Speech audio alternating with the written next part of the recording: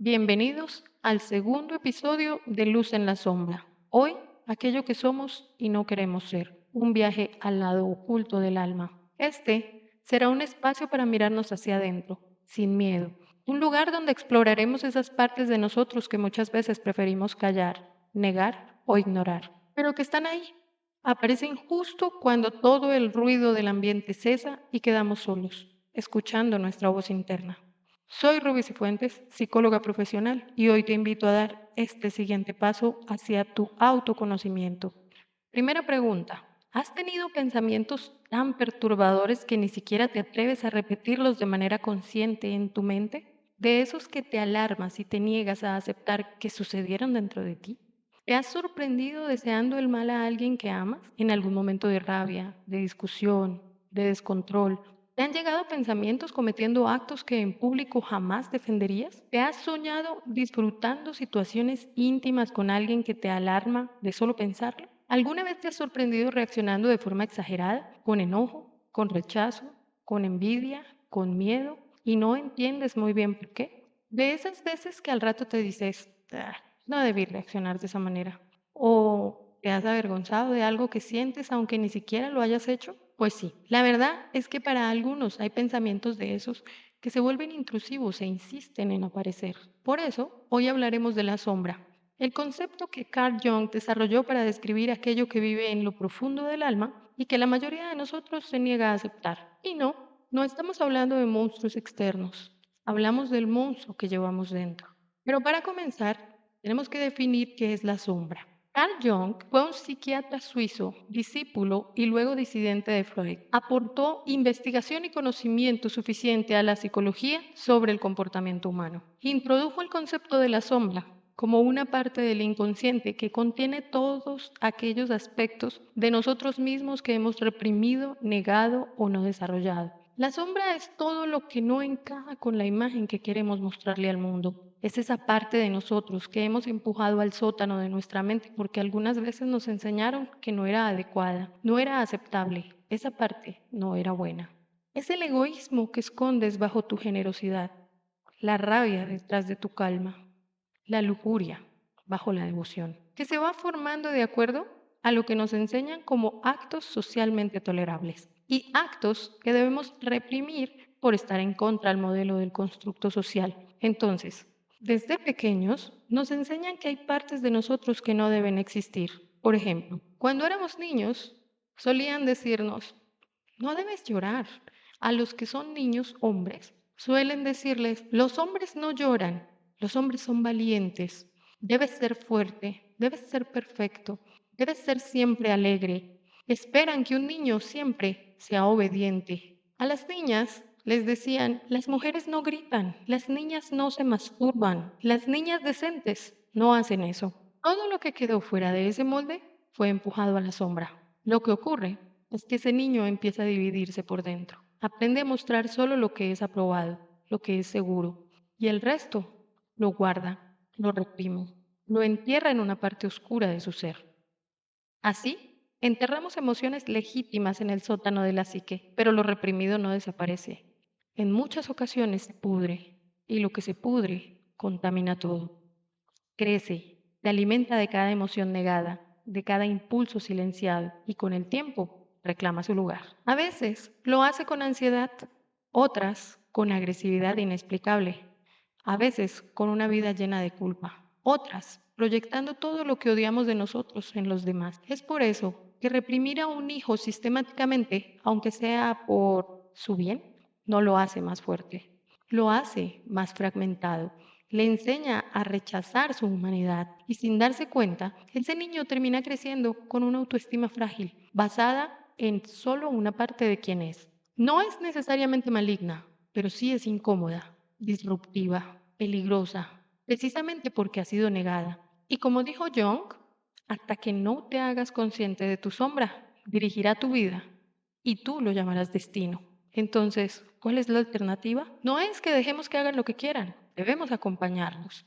Debemos ayudarles a nombrar lo que sienten, su rabia, sus celos, su tristeza, su deseo de decir no, de permitir que exploren su interior sin miedo a ser castigados por sentir. porque un hijo que puede mirar su sombra es un hijo que puede reconocerse completo y desde ahí elegir con libertad quién quiere ser. Y quizás eso sea lo más importante que podamos enseñarles, no a ser perfectos, sino a ser enteros.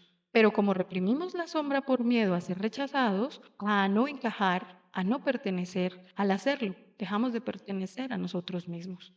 Ejemplos profundos y transgresores de cómo la sombra se muestra en lo cotidiano. Nuestra sombra no se queda dormida, al contrario, sale en los momentos menos esperados. Por ejemplo, cuando criticas duramente a alguien, a veces estás viendo en él lo que no te permite ser. Cuando sientes que deseas cosas que sabes que socialmente ni éticamente están bien vistas. Cuando te cuesta decir no. Puede que tu sombra esté gritando por poner límites, por fortalecer tu autoestima. Piénsalo. ¿Cuántas veces sonríes cuando en realidad estás agotado? ¿Cuántas veces dices que sí por miedo a que te dejen de querer? La sombra está en todas esas pequeñas traiciones diarias que nos hacemos a nosotros mismos. Hemos visto muchos casos en que los pastores o religiosos afaman debido a sucumbir ante lo prohibido. Reprimen lo natural porque proclaman y se niegan a canalizar, aceptar y enseñar, a integrar y reconocer que dentro llevamos un poco de Hitler y un poco de la bondad que conocemos de Gandhi. Pero somos nosotros quienes debemos entender que al ser humanos estamos hechos de bondad mezclada con perversión y maldad. Millones de asesinos han manifestado no entender cómo un impulso los hizo llegar a quitarle la vida a alguien más. Hemos visto cómo una madre ha sido capaz de dejar hijos abandonados por irse de vacaciones, dejándolos sin un cuidador, ni agua, ni comida, incluso asesinar ellas mismas a sus esposos o hijos de manera violenta e intempestiva. Asimismo, mujeres y hombres que asesinan en nombre de la defensa, de la reacción, es la muestra fehaciente de que Hitler también era humano. Pero el demonio colectivo se disfraza de opinión, polarización y maldad. ¿Por qué? La sombra no solo se manifiesta en lo privado, también lo hace en lo colectivo. En el odio racista que niegan quienes dicen, yo no soy racista, pero siempre hay un pero. En el machismo de quienes se proclaman feministas pero silencian a las mujeres en casa. En el deseo de venganza que habita incluso en los discursos de paz. La civilización está construida sobre una sombra colectiva y cuando no se reconoce, estalla. Estalla en guerras, en linchamientos, en genocidios, incluso el bien, el que llamamos bien, puede ser una sombra. Cuando nos apegamos tanto a una imagen de bondad, proyectamos el mal afuera, en el otro, en el enemigo, en el que piensa distinto. Aquí entra la carne del episodio. Vamos a explotar distintos rostros de la sombra, con historias y reflexiones que incomodan, porque eso exactamente es lo que ella quiere, ser vista de frente. Primer caso, Alejandro era un hombre correcto, padre de 2 hijos, trabajador, ejemplar. Iba a misa los domingos y donaba a causas benéficas, pero por las noches, a solas, fantaseaba con mujeres desconocidas o muy cercanas. No solo eso, en su mente las dominaba, las humillaba, las transgredía. Una vez, después en una discusión con su esposa, se descubrió pensando, ¿y si la empujara? ¿Y si la hiciera callar a la fuerza? ¿Significa eso entonces que Alejandro es un abusador, un violador y un monstruo? No, significa que es humano. Pero si Alejandro nunca reconoce esa sombra, si no la integra, un día quizá estalle o termine viviendo una doble vida. La sombra no desaparece por ignorarla, solo se hace más peligrosa, si no se reconoce como parte propia. Segundo caso, la madre dulce con el deseo de matar. María tenía una hija de 4 años. Era una madre amorosa, paciente, entregada. Pero una madrugada, tras una semana sin dormir y con la niña llorando sin parar, pensó, ¿y si simplemente la dejo? ¿O si la lanzo por la ventana y la desaparezco? Inmediatamente se odió por pensarlo. Lloró en silencio. Ni siquiera ella podía creer cómo estaba pensando eso. Cómo estaban esos pensamientos intrusivos irrumpiendo en su tristeza. Esa fue su sombra, el cansancio, la soledad, la frustración, pero que por ser madre no puede decirla sin ser juzgada. La mujer que desea escapar, que odia a su hijo, se odia a sí misma, esa también es parte del alma femenina. Y hasta que no lo diga en voz alta, aunque sea a sí misma, vivirá dividida, culpable, muerta en vida. Tercera historia. El buen ciudadano que sueña con el caos. Daniel trabaja en una oficina. Tiene una vida predecible, pero cada vez que ve noticias de un ataque terrorista, una parte de él se excita, no por el sufrimiento, sino por el caos, el fuego, la ruptura del orden. Y se dice a sí mismo, ¿y si yo mismo prendiera fuego a todo? ¿Y si dejara de fingir que este mundo tiene sentido? Esa fue su sombra. El nihilismo, el resentimiento acumulado tras años de represión, de normalidad fingida, no actuará sobre él, esperamos. Pero si no lo enfrenta, puede volverse cínico, destructivo, cruel, en formas pequeñas pero constantes. La importancia de integrar la sombra no se trata de convertirnos en personas oscuras. Lo que debemos hacer es reconocer lo que está en la sombra para dejar de vivir dominados por ella, asustados, aterrorizados de ver que podemos tener ese alcance de pensamiento. Integrar la sombra no es justificar la violencia o el egoísmo, es entender de dónde vienen los impulsos, el miedo, las heridas. Solo cuando dejas de pelearte contigo mismo puedes empezar a transformarte. Porque no nos dijeron que debamos eliminar la sombra. Lo que debemos hacer es integrarla. E integrar no significa actuarla, no significa justificar el daño. Significa mirar a los ojos, reconocer, sí, yo también soy capaz de mentir, yo también he traicionado, o yo también seré capaz de traicionar, de odiar, de desear cosas prohibidas. Cuando lo haces, algo mágico ocurre. Dejas de juzgar tan rápido, dejas de proyectar tus miedos en los demás y recuperas energía, creatividad, autenticidad. La sombra, bien mirada, se convierte en una aliada, pero prima la autoestima. Con una autoestima sana, tu sombra podrá ser integrada sin problema. Es tu fuego, es tu instinto. La sombra puede convertirse en un poder. Pero, ¿qué es la autoestima basada en una identidad parcial? Vemos cómo muchas personas construyen su autoestima sobre una versión aceptable o deseable de sí mismas. Las personas generosas, fuertes, tranquilas, responsables. Esto implica negar o reprimir todo lo que no encaja con esa imagen. Ahí es donde entra la sombra, todo lo que creemos que no deberíamos ser. Ejemplo, una mujer que basa su valor en ser siempre comprensiva y dulce puede negar su enojo o su ambición cuando estas emociones surgen, porque se avergüenza, se autocritica e incluso se deprime, porque amenaza su autoimagen. Su autoestima entonces no es sólida, depende de mantener su sombra oculta. Y cuanto más se reprime, más frágil es la autoestima. Una autoestima saludable se construye no sobre la perfección, sino sobre la autenticidad. Cuando negamos aspectos de nosotros mismos, como la agresividad, la envidia, el deseo, la inseguridad, vivimos con miedo de ser descubiertos o expuestos. Esto crea una autoestima condicionada. Valgo solo si no muestro esta parte de mí. Integrar la sombra fortalece la autoestima. Cuando nos atrevemos a ver e integrar nuestra sombra, reconocemos que también podemos ser envidiosos, egoístas, inseguros, sexuales o incluso crueles en pensamientos. Algo poderoso ocurre. Dejas de temerte a ti mismo, dejas de depender de la validación externa y tu autoestima se vuelve real, se vuelve estable, se vuelve profunda. Eso es autoestima real, saber quién eres, con luces y sombras y sostenerlo sin vergüenza. ¿Cómo empiezo a mirarlo? ¿Cómo empiezo a darme cuenta? No necesitas hacer grandes rituales, pero sí puedes empezar por preguntarte, ¿qué parte de mí me cuesta aceptar? ¿Qué críticas hacia otros se parecen a cosas que yo no tolero en mí? ¿En qué momento me siento falso conmigo mismo? Escribe. Habla contigo como lo harías con un amigo. La sombra se sana con honestidad, no con juicio, y sobre todo con paciencia. Entonces, esta noche, antes de dormir, hazte la pregunta, ¿qué parte de mí no quiero ver?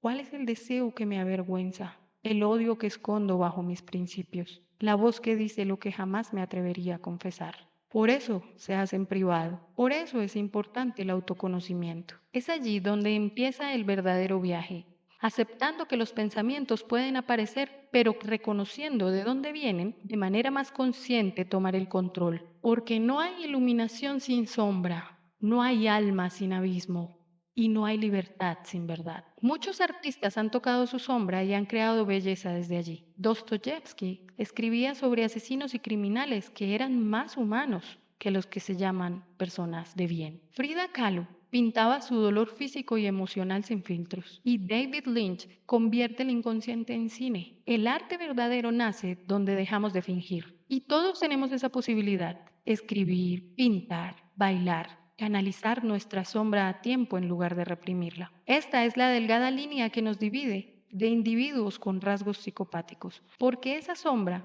no solo permanece inconsciente, sino que domina la personalidad consciente. llevando a comportamientos antisociales, manipulación y falta de empatía. La psicopatía, caracterizada por comportamientos antisociales continuos, impulsividad, egoísmo y una marcada falta de empatía, puede verse como una expresión de la sombra que ha tomado el control del yo consciente.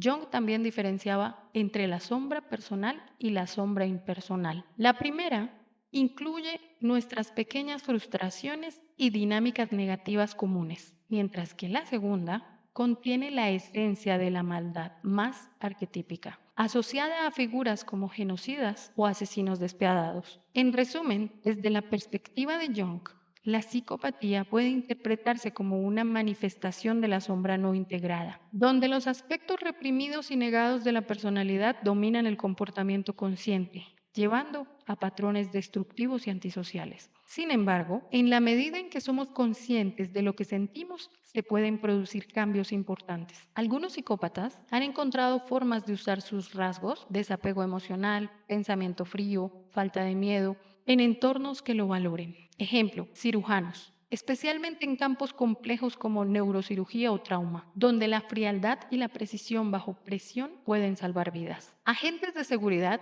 inteligencia o fuerzas especiales, donde la toma de decisiones sin emociones puede ser útil. Abogados corporativos, fiscales o jueces de alto nivel, que requieren separar la emoción del juicio.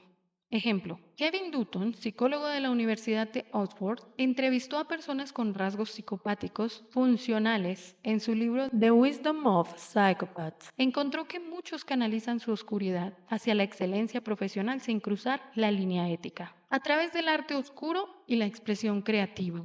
Algunos artistas, cineastas o escritores con rasgos psicopáticos o simplemente sombras muy marcadas han creado obras potentes y perturbadoras que canalizan lo más oscuro del alma humana. Ejemplo, Bret Easton Ellis, el autor de American Psycho, crea personajes profundamente psicopáticos y se ha abierto sobre sus propias luchas con la desconexión emocional. Stanley Kubrick, con películas como A Clockwork Orange, retrata la psicopatía con una estática casi fría, quirúrgica. En estos casos, la sombra se convierte en arte, no en crimen. A través del liderazgo, aunque a veces con consecuencias éticas ambiguas, muchos líderes corporativos y políticos tienen rasgos psicopáticos, encanto superficial, frialdad emocional y manipulación. En algunos casos, estos rasgos les permiten tomar decisiones difíciles sin colapsar emocionalmente. En otros, conduce al abuso de poder. El psicólogo Robert Hare, creador de la PCLR, la escala para medir psicopatía, habló de los psicópatas exitosos, que prosperan en el mundo empresarial sin ser criminales, pero cuyo costo social puede ser bastante alto. Raras veces mediante introspección e integración, aunque la psicopatía clínica implica baja empatía y poca culpa, hay casos marginales o subclínicos donde personas con fuertes tendencias antisociales han logrado cierto grado de autoconciencia. Ejemplo interesante. James Fallon, neurocientífico, descubrió que su propio cerebro y genética correspondían al perfil psicopático. Sin embargo, nunca cometió actos violentos. Tras analizar su infancia y sus decisiones, concluyó que la crianza amorosa y su reflexión continua lo protegieron. Desde entonces, explora su sombra como un proyecto personal. No todos los psicópatas canalizan su sombra. Muchos simplemente actúan desde ella sin freno, pero algunos sí logran usar su oscuridad como fuente de poder estructurada, estética y con funcionalidad. La clave está en el entorno, en la conciencia, en el autoconocimiento, la autoestima y la dirección del impulso oscuro. Tu sombra no es tu enemiga, es una parte de ti que solo quiere ser vista y amada. No eres más humano por ocultar tus heridas. Eres más libre cuando las nombras, cuando las abrazas y decides no dejar que te controlen.